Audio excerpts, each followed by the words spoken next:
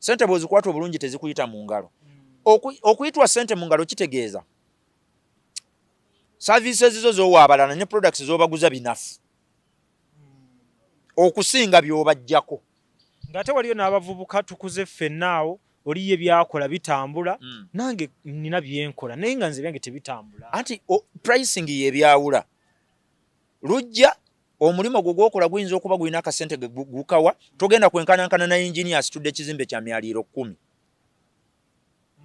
onfuna oli bamusasulira mu percentages gw'ojjako pa video temusobola kwenkanya sente onfuna. Naye era waliyo omuntu nga ffenna tuli bazimbi ku kyalo muzimbi munnange n'asobola ozimba y'akayumba through obuzimbi bwakola.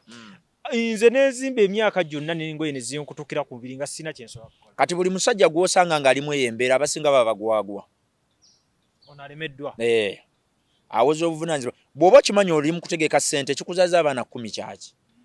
Kuba ssente zirina kuyita kyovala ne looni ne banka ziba mu malooni. Bambuuza ofuna ssente mmeka nti obukadde 7. Oyagala looni ya ssente mmeka? Miliyoni 5. Kati oli naakubuuza abaana bw'oba olina 7 buli mwana bw'oba omuteekako miliyoni 1.5 nga fees omwezi osigazawo ssente mmeka ku bukadde 7 nti kamu kitundu tayinza kuwa looni ya miliyoni 4 oba olemeddwa.